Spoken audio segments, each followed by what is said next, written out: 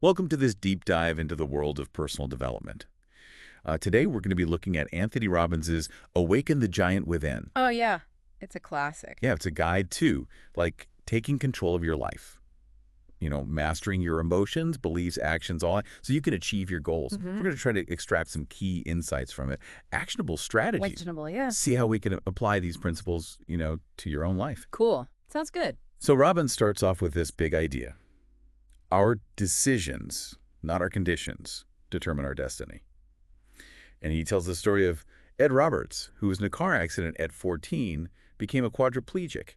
Yeah. But he didn't let that, define his life. Yeah. I can see why Robbins used that story. It's so powerful, Most people will just feel totally defeated, limited by their circumstances. But Roberts decided, well, he chose a different path. Right. Instead of dwelling on what he couldn't do, he focused on making a difference. Like, how could he improve the quality of life for other people facing similar challenges? And he even designed a motorized wheelchair. Oh, wow. Yeah, which really opened up, accessibility for people with disabilities. Yeah, that's huge. And so that really highlights how even when we're faced with, these huge challenges, we still have that power to choose our focus, right? Right, absolutely. We can decide to be defined by our limitations or to go beyond them. What I'm wondering is how does Robbins say we can actually make those empowering decisions? Well, Robbins breaks it down into three key areas, right? What we focus on, Right. what things mean to us, and then what we actually do about them. Okay. And he says that's the big difference between, people who struggle and people who succeed. Okay. Yeah. Successful people consistently make decisions in those three areas differently. Okay. So how can someone, actually apply this concept of focusing on what things mean to them? Can you give us a real world example? Sure. Well, think about Soichiro Honda, the founder of Honda Motor Company. I mean, his early designs were rejected. His factories were destroyed during World War II. Even the Japanese government initially refused to give him materials to build. Wow, he had his work cut out for him. He did, but he never lost sight of that passion, Yeah. building motorcycles and cars. Yeah. Didn't focus on the setbacks, took action, adapted his strategies, just persevered through every challenge. Right. And, he created one of the most successful automotive companies in the world. Yeah. It sounds like he didn't just focus on his passion, but he made a conscious decision to act on it despite the challenges. Exactly. That raises another question for me. How do we make those difficult decisions, especially when we're facing doubt or fear? Right. Well, that's where Robbins gets into this, the driving force behind all human behavior. Okay. The desire to avoid pain and gain pleasure. It's Sure. like, why do we go to work every day? Why do we exercise? Why do we do anything? Right. It all boils down to avoiding pain, seeking pleasure. I can see that, even if we're not always conscious of it. Yeah. But how does that help us make those tough decisions? Well, Robbins talks about how our brains link pain and pleasure to certain experiences, right? Okay. Creating these, he calls them neuroassociations. Okay. And these associations really shape our behaviors and beliefs. For example, think about the banking industry in the 1970s. They were facing the pain of shrinking profits because of high inflation. Okay. So what did they do? Lowered lending standards to avoid that pain. Right. But that decision ultimately led to a ton of bad loans, contributed to the savings and loan crisis in the 80s. Oh, wow. Okay, that's a great example of how those neuroassociations can be, really powerful. Yeah. But sometimes lead to negative outcomes. Exactly. If that's the case, can we actually change them We can. to create positive We change? can, absolutely. Think about weight loss. If you can constantly link pain to unhealthy eating and pleasure to healthy eating, you're much more likely to make lasting change. It's about shifting those associations. Think about a habit you want to break. Yeah. What pleasure do you associate with that habit? How can you link pain to that habit and pleasure to a new, healthier behavior? So it's almost like rewiring your brain to crave those things that are good for you and avoid the things that aren't. Exactly. But aren't we constantly bombarded by messages from advertisers that try to manipulate those associations? Right. Think about how many ads try to link pleasure to buying things we don't even need. All the time, yeah. Robbins points out that advertising and media, they manipulate those associations all the time. Think about Levi's 501 jeans commercials. They don't explicitly say, buy our jeans and you'll be more attractive. Right. But they use the imagery, the music to create this subconscious association Yeah. with their product and feelings of pleasure, even sexual attraction. Yeah. I see how that could work. Yeah. So how do we resist that manipulation? Well, awareness is key. Pay attention. How are these external forces trying to influence you? What emotions are they trying to trigger? Okay. The more aware you are, the more control you have over your decisions. So it's like becoming a detective of your own mind, right? Right. Figuring out what's really driving your choices. That's a great takeaway for our listeners. Yeah. Start paying attention to those subtle influences and ask yourself, what are they really selling here? Yes. Is this what I really want, or am Yeah. I being manipulated? Exactly. And once you start to understand how this works, Robbins lays out specific steps for creating lasting change.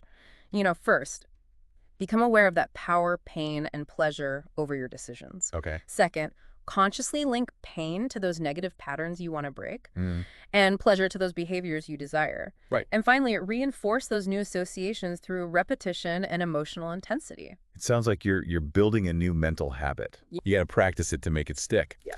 This is a great place to kind of wrap up this first part of our deep dive. So far, we've uncovered the power of decisions in shaping our destiny, the driving force of pain and pleasure in our lives, Right. and how we can rewire those neuroassociations to create positive change. What stands out to you so far? I think what resonates with me the most is this idea that we're not just victims of our circumstances or our programming, Yeah. We have the power to choose our focus, rewire our brains, and create the lives we want. And that's incredibly empowering. I completely agree, and we're just getting started. When we come back, we'll dive into this fascinating world of beliefs and how they shape our reality, so stay tuned. Welcome back to our deep dive into Anthony Robbins' Awaken the Giant Within. Before the break, we were talking about the power of decisions and how our brains link pain and pleasure to shape our actions. Yeah.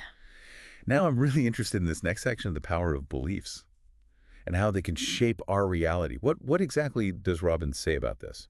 Well, Robbins really believes, that beliefs are powerful forces that can either, build us up or tear us down. Okay. They shape our perceptions, our actions, even our reality. Okay. He argues that beliefs can be so strong that they can override even physical limitations or external circumstances. So our beliefs actually have the power to change the way we experience the world. They do. That sounds pretty profound. Do you have an example of what Robbins is talking about? Sure.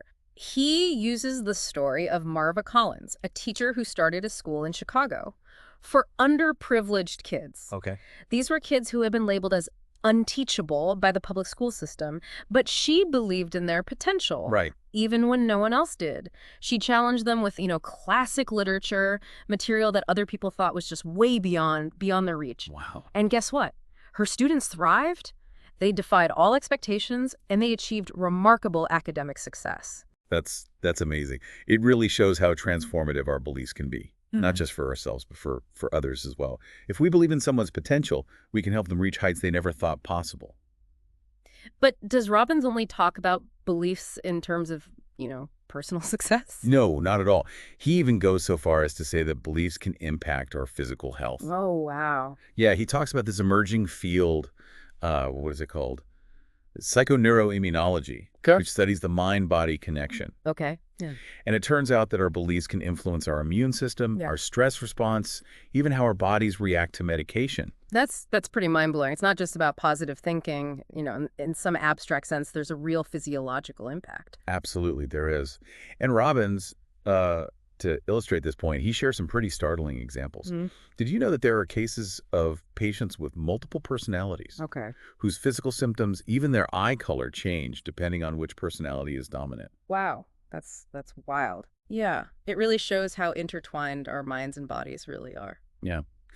Okay, so if our beliefs are this powerful, how can we change the ones that aren't serving us? Yeah. Well, Robbins suggests a technique called modeling, where you find people who are already achieving what you want and study their beliefs and try to kind of adopt them as your own. So it's like finding role models who embody the kind of success you desire. Exactly. And figure out what makes them tick. Yeah, exactly. Robbins himself used this technique extensively, interviewing and observing countless successful individuals to understand their mindsets and their strategies. That's fascinating. It makes me wonder if there are any common threads or beliefs that are shared by these high achievers? Well, that's the exciting part, right? You Yeah. start to notice patterns in their thinking, their attitudes, their approaches to challenges, and Yeah. that's where the real learning begins. Now, I remember Robbins also talking about something called KINEA. Oh, yeah. What exactly is that, and how does it fit into this idea of, personal growth? Right. CNI stands for constant and never-ending improvement. Right. It's this commitment to continuous growth, a belief that you can always be learning, evolving, and getting better. Right. And Robbins believes this is crucial in every area of life, not just your career, but your relationships, your health, your personal development. So it's not just about working harder, it's about working smarter, Yeah. always seeking ways to improve. I'm going to see how that mindset would be so powerful. Do you have any examples of how this principle can lead to positive change? Sure. He uses the example of Ford Motor Company Okay. under the guidance of W. Edwards Deming. Okay. Deming convinced Ford to shift their entire focus Okay. from just increasing volume and cutting costs to prioritizing quality above all else. It was a big shift in belief for the company. That's a pretty big shift. Did it work? It did. It transformed the company, led to increased profitability and success. Okay, so we've covered a lot of ground here, the power of decisions, the impact of beliefs, and this idea of continuous improvement. But how do emotions fit into all of this? I know Robbins talks a lot about mastering our emotional states. He does. He does. He introduces this concept of state, which is basically your mental, emotional, and physical state Right. at any given moment. Okay. And he really emphasizes how our state has a huge impact on our perceptions, our actions, and ultimately our results. So if we're feeling stuck, frustrated, negative, it's going to affect everything we do. It will. But how can we actually change our state when we're in a rut? What does Robbins suggest? Well, he offers a whole toolkit of techniques. He talks about the power of changing your physiology, Yep. like your posture, your breathing, even your movement. Okay. He emphasizes the importance of focus, Right. directing your attention to empowering thoughts and images. Okay. Even small adjustments can shift your energy and change your state. So it's about taking control of both your body and your mind. Exactly. Shift your emotional state. Uh-huh. He even gets into something called submodalities. Submodalities. Yeah, which are the qualities of our internal representations. So, for example, if you're visualizing something, are the colors bright or dull? Okay. Is the image close up or far away? I'm guessing those details matter more than we realize. They do. Robbins explains how adjusting these submodalities can actually shift the intensity of our emotions. It's like fine-tuning your emotional experience. I love how Robbins takes these seemingly complex psychological concepts and turns them into practical tools. He doesn't just tell you what to do, he gives you specific techniques to try. Right. Now, I'm curious about something else. Robbins is a big advocate for rituals, especially when it comes to starting the day on the right foot. Yeah. He calls them success rituals. What are your thoughts on this? Well, I think it's a great idea. He believes that establishing daily routines that put you in a positive and resourceful state can be really powerful. Oh. Robbins even shares his own set of morning questions Okay. that he uses to evoke feelings of gratitude, pride, and joy. I'm a big believer in morning rituals, too. Mm. I find that starting my day with a walk in nature just, it clears my head, gets my blood flowing, and helps me connect with that sense of peace and gratitude, Before I dive into work, what about you? Do you have any morning rituals that help you kind of set yourself up for success? I do. One of my favorites is taking a few minutes each morning to visualize my goals, Mm-hmm. and I try to really feel those emotions of achieving them. Okay. It really helps me stay focused and motivated throughout the day. Yeah. It sounds like we both agree with Robbins on this one. Finding those rituals that work for you, those practices that consistently put you in a state of power and possibility, can be game-changing. It can be. It's like intentionally designing your emotional landscape. That's a great way to put it. We've covered so much ground here. Yeah. From the power of decisions to the impact of beliefs to mastering our emotions and creating empowering rituals. Right. But there's still more to uncover. When we come back, we'll explore Robbins' insights on creating a compelling future and mastering your time. Welcome back to our deep dive into Anthony Robbins' Awaken the Giant Within. We've been exploring the power of decisions, beliefs, and emotions. But now I kind of want to talk about creating a future that really excites us. I know Robbins is all about setting big, ambitious goals. Oh, yeah. He calls it having a magnificent obsession. Okay. He believes that having those goals that really inspire you, that pull you forward, are essential for unleashing your potential. And those goals should, like, feel almost impossible at first. Yeah. Something that really stretches your limits and forces you to grow. Absolutely. He gives the example of O.J. Simpson, Okay. who, as a young boy, set a goal to break all of Jim Brown's football records. Wrong. Seemed like a crazy dream at the time. Right. But that ambition fueled him, drove him to train harder, push himself further, Yeah. and he achieved what he set out to do. That's a great reminder that our goals can really, like, shape our destiny if we let them. But I know a lot of people struggle with goal setting. They either set goals that are too small, too easily achievable, or they get discouraged when they, face setbacks. What does Robbins say about overcoming those obstacles? Well, he acknowledges that fear of disappointment can be a huge roadblock. Yeah. People set goals, experience setbacks, and then give up, afraid to try again. Right. But he encourages us to push past that fear, reconnect with what truly matters. How do we do that? How do we create goals that truly motivate us and help us overcome that fear of failure? He suggests starting by identifying what you truly value, what brings you joy and fulfillment. Then set goals that align with those values, goals that feel exciting and meaningful to you. So it's not just about setting any goal. Right. It's about connecting your goals to a deeper purpose. Exactly. Something that resonates with you, with your core being. Yeah, it's about finding that magnificent obsession, the one that's going to pull you forward and keep you motivated even when things get tough. And he encourages us to think big, to dream without limits. Okay, that makes sense. But sometimes, even when we have those big goals, it's hard to know where to start or how to make them a reality. What advice does Robbins give about taking those first steps? Well, he talks about the importance of what he calls programming ourselves for success. Okay.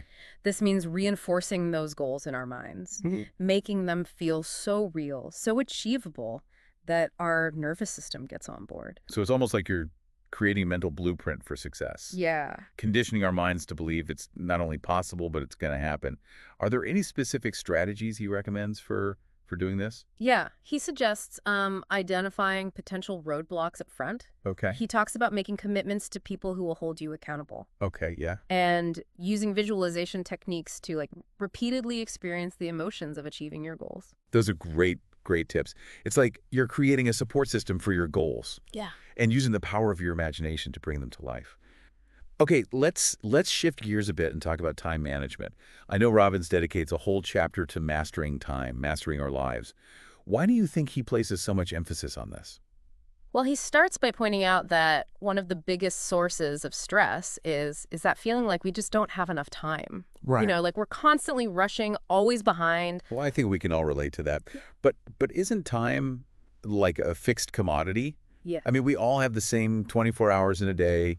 How can we master time? That's a great question. And Robbins addresses it directly. He argues that our experience of time is mostly a mental construct. Oh. It's shaped by our focus, our perceptions. He says that, we can use time to our advantage instead of letting it control us. I'm intrigued. How do we do that? What are Yeah. some practical steps we can take to regain control of our time? Well, he emphasizes the importance of making conscious decisions. Okay. He reminds us that our lives are really just the cumulative result of all those little choices we make each day. Right. He encourages us to anticipate the consequences of our actions and think long term, instead of just reacting to the urgency of the moment. So it's about being proactive instead of reactive. Exactly. And that means taking control of our schedules, designing our days in a way that supports our goals and our well-being. He also suggests identifying what he calls time wasters, activities that just drain our energy Okay. and don't contribute to our goals. That's a great point. I think we all have those activities that we get sucked into, even when we know they're not serving us. It could be mindless scrolling on social media, watching too much TV, or anything that distracts us from what really matters. Yeah. It's about becoming aware of how you're spending your time. Right. Making conscious choices about what to prioritize. He also encourages us to actually block out time for activities that are important to us, whether it's exercise, family time, creative pursuits, or just, relaxing and recharging. Being intentional with our time can make a big difference. I love that. It's not just about being productive. It's about creating a life that feels aligned and fulfilling. Mm. both in terms of achieving our goals, but also enjoying the journey along the way. Now, before we wrap up this deep dive, I want to circle back to something Robbins emphasizes throughout the book, Mm. this importance of contribution. What role does contribution play in this idea of living a fulfilling life? Robbins believes that true fulfillment comes not just from achieving our own goals, but from making a positive impact on the world around us. Okay. He even dedicates a whole chapter to discussing the power of being a hero in everyday life. Yeah, I think that's a really beautiful concept. Yeah. And he defines a hero not as like some larger-than-life figure, but as anyone who courageously contributes, Hmm. acts unselfishly, and makes a positive difference, even in small ways. Exactly. He challenges us to look beyond our own needs and find ways to serve others, to make our communities and our world a better place. Yeah. He even offers like specific suggestions, right? Like volunteering our time, supporting organizations that align with our values, or just being a good friend, a good neighbor. It's a reminder that we all have that capacity to make a difference, no matter how small it may seem. And in doing so, we not only contribute to something larger than ourselves, we also enrich our own lives with meaning and purpose. That's a powerful message to end on. We've covered so much ground in this deep dive, from the power of decisions to the importance of beliefs, to the impact of our emotional states. We explored strategies for creating a compelling future, mastering our time, and ultimately living a life of contribution. What stands out to you the most from this exploration of Awaken the Giant Within? You know, what resonates with me the most is this. We have far more control over our lives than we often realize. By understanding how our minds work and by using those tools that Robbins gives us, we can make choices that shape our destiny and create a life that is both meaningful and fulfilling. I couldn't agree more. And as Robin says, the only impossible journey is the one you never begin. So take those first steps, embrace those challenges, and create a life that really reflects your values, your vision. Thanks for joining us on this deep dive into Anthony Robbins' Awaken the Giant Within. We hope you enjoyed the journey.